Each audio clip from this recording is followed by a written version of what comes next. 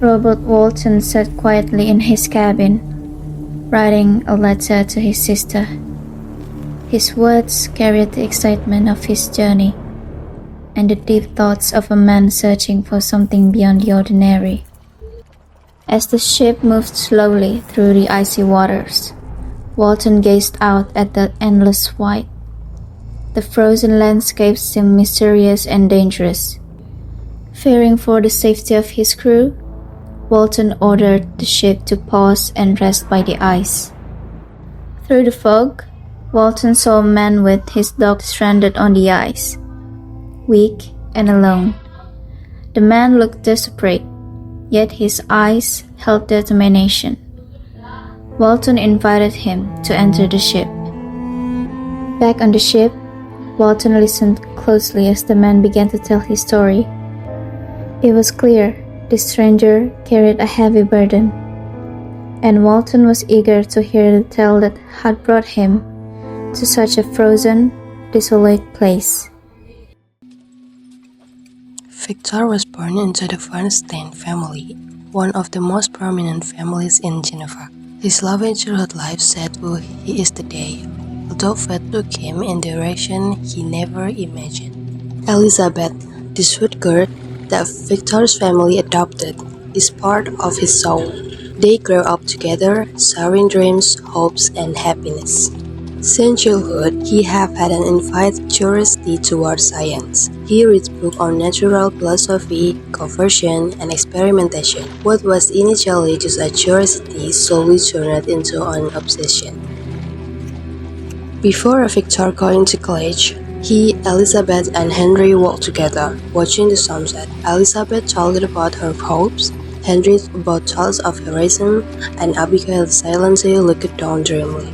Victor sat among other students, listening to lecturers explaining the principles of modern science. The professor here instilled in Victor a new understanding of the world. They break the old beliefs he took from books that were decoded ancient and replaced it with scientific truth. He can abandon his dream. He believed that behind the natural laws they teach, there is a greater secret, that secret of life itself. Waltman invited Victor to learn more under his guidance. It featured experiments that demonstrated the wonders of science, introduced him to the secrets of symmetry, electricity, and the mechanics of the human body. He felt like he was on the verge of discovering something big. That day, Woolman opened the door to a new world around him, but he didn't know that Victor could fall into it. Victor started exploring ideas about creating life. What was originally just abstract truth is only developing into a real obsession. Night after night, he worked, assembling this huge body out of carefully selected pieces. Every muscle, every blood vessel, everything he designed to be perfect. However, the closer he got to his goal, the further he left from his own humanity. He chose a larger human form over the usual size. He think, with a larger size, the small details will be easier to manage. He worked endlessly, forgot to eat, and got to sleep just to finish his creation. That night, Victor made it. Victor have created life, but instead of feeling satisfied, he feels scared. What have he done? Have he created a miracle or a catastrophe? 1 o'clock on a rainy November night, Victor finally gave life to the monster that was very tall, has long black hair, white teeth, yellow skin, yellow eyes, and straight black lips. Victor feels so scared and ran outside to get away from the monster. Then he unexpectedly reunited with his friend Henry that was going to study at the same university as Victor's. They went back to Victor's house, having breakfast as Victor found out that the monster was no longer inside. After that, Victor didn't want to study science anymore, since it reminded him of the monster he had created. 6 years had passed, the school year ended. Victor looked forward to leaving Germany and going back home to see his family again. Victor arrived at Geneva quite late at night after received bad news from his father, explaining Victor's youngest brother William's death. Victor saw a storm over a nearby mountain as he rode to his father's house across the lake. The lightning flashed, showing the shape of a giant person near some trees, which later revealed that it was the monster. Victor tried to chase the monster down and began suspecting that the monster was his youngest brother's murderer, but the monster was gone already. Victor went back to his father's house, wanting to tell him about what he had just found out before Victor's younger brother, Ernest, told him the supposedly real murderer of William had been found guilty and executed by hanging a few days later. Victor spent more time alone to cope with his guilt of indirectly causing William's and Justin's death by taking long walks around the nature scenes. He then decided to climb a high mountain near his home. He felt good before he saw the form of a man, the monster himself. Victor and the monster began arguing, blaming each other for their own reasons. Neither of them harmed one another physically. The monster began to tell his story, how he felt like the unluckiest creature of all, being hated and mistreated by others because of his appearance, even by his own creator. After Victor left leaving his creation alone, the monster immediately took the coat hanging on the wall, went out, and left his creator's house. At first, he found an old campfire which still had a little flame. With great amazement and curiosity, he touched the fire, and of course, the fire burned his hand. This is where he learned about fire for the first time. He walked down the street until he reached the city center and immediately became the center of attention of the people there. The woman started screaming, the children started crying, and the grown men started picking up stones and sticks, throwing them at him and throwing him out of there in an unpleasant way. This is where he learns that humans hate his appearance. He ran into the forest, leaving behind all the curses he could barely hear. Before long, he found a simple house with a small warehouse next to it. Every night, he hid there until morning came. How lucky he was to find a small garden near the house as a source of food.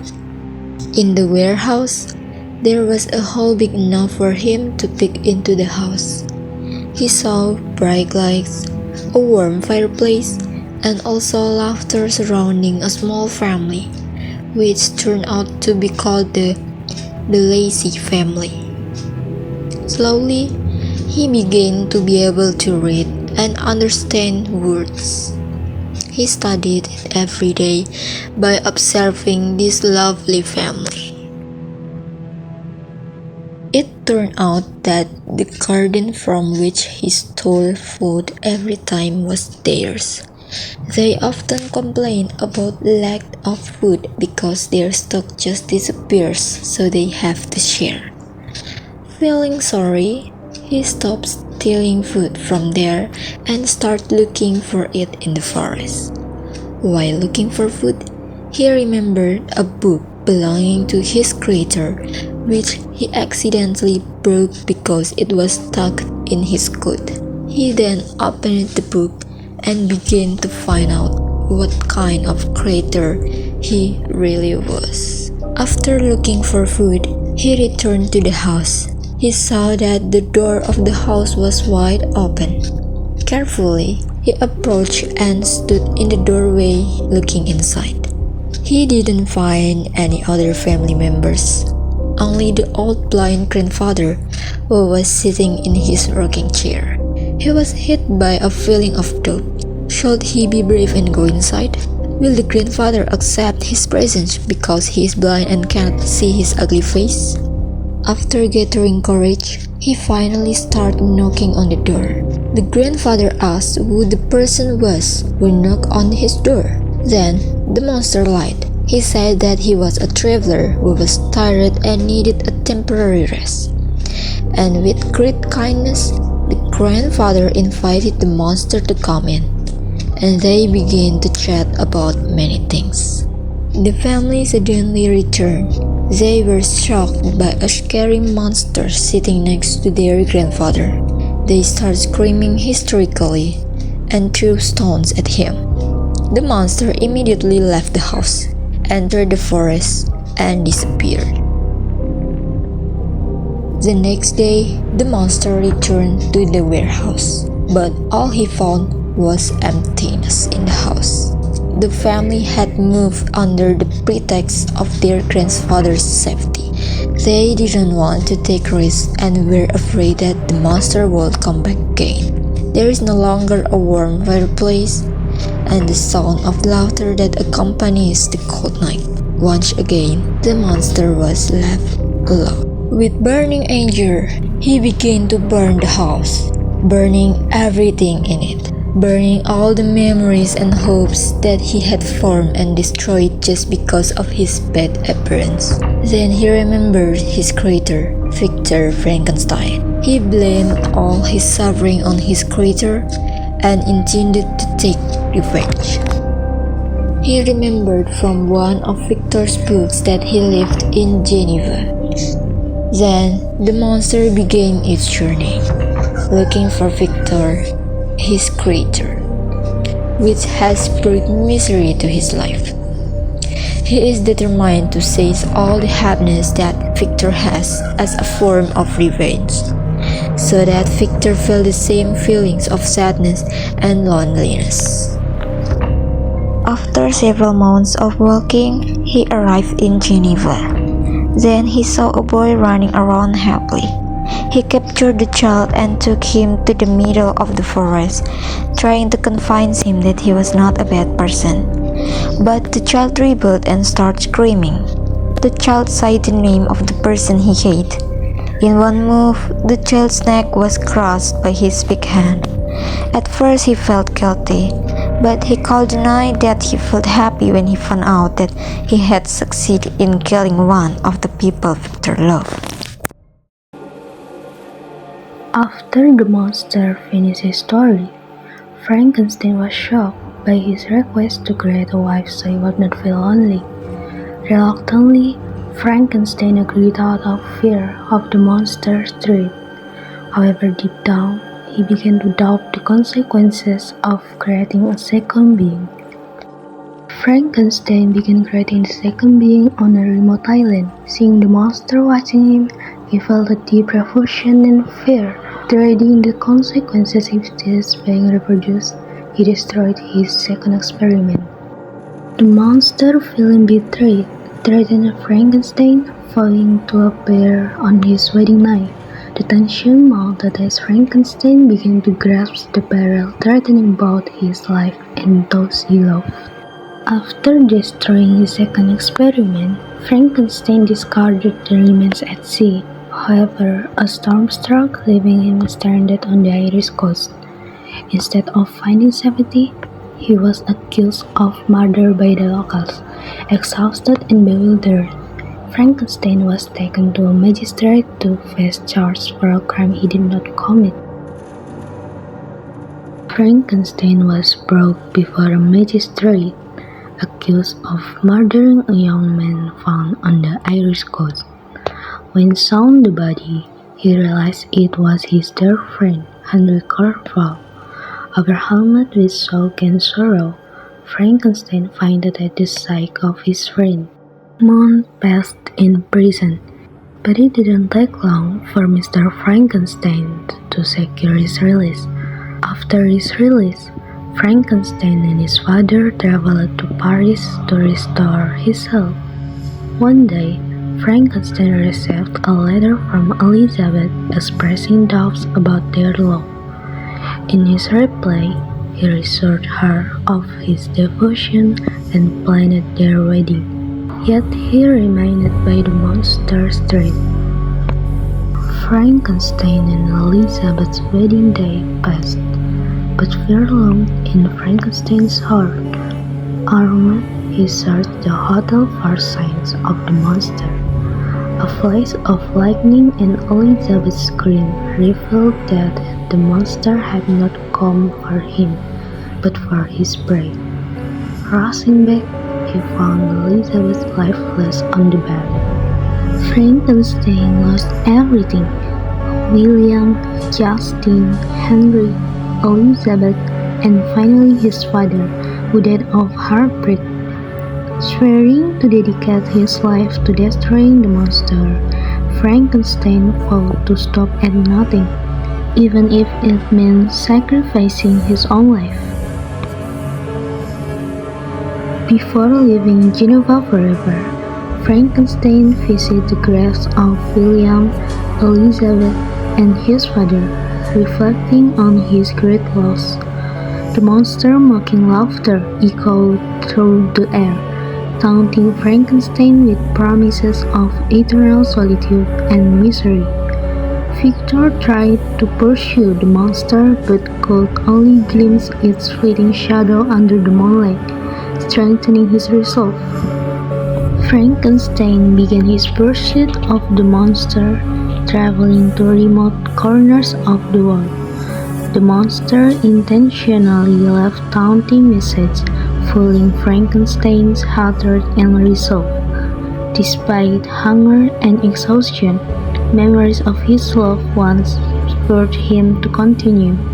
Frankenstein pursued the monster to the Arctic, traveling on a sled pulled by dogs. He glimpsed the monster in the distance, but as he drew closer, the ice cracked, leaving him stranded. The monster disappeared beyond the icy horizon, leaving Frankenstein isolated in extreme conditions. After weeks adrift on breaking ice, nearly frozen and starving, Frankenstein was rescued by a ship bound for the Arctic. Weak but resolute, he recounted his story to the captain and made a final request. If the captain encountered the monster, he must show no mercy. Though the monster's words might seem persuasive, the captain must remember the lives the creature had destroyed. Walton writes to his sister, Mrs. Saville, expressing his admiration for Frankenstein's story, but also his unease. He realized that the pursuit of grand dreams can destroy lives, as it did to Frankenstein. In the heart of the frozen Arctic, Walton's ship becomes ensnared in thick ice. The terrified crew, desperate and disheartened, urge Walton to turn back if the ice relents. He reluctantly agrees, haunted by Frankenstein's cautionary tale, knowing that ambition unchecked can lead to ruin. As Frankenstein's health declines, he speaks with deep regret, acknowledging the folly of his ambition to create life. Yet he insists the monster must be destroyed. In his final moments, he implores Walton to continue the pursuit or to kill the monster mercilessly if encountered. Shortly after, Frankenstein breathed his last, a peaceful smile on his face, leaving Walton in sorrowful silence. Walton discovers the monster mourning over Victor's body. The creature laments his cruel deeds, confessing that hatred and loneliness transferred him into a murderer. He blames Frankenstein and the world for his suffering and isolation. Though Walton is filled with fear and anger, he hesitates to kill the monster. The creature assures him that no action is needed, as he intends to end his own life, vanishing into the darkness to bring the tragic saga to a quiet conclusion. The story closes with Walton's ship slowly retreating from the polar ice, leaving behind a haunting lesson about ambition and responsibility.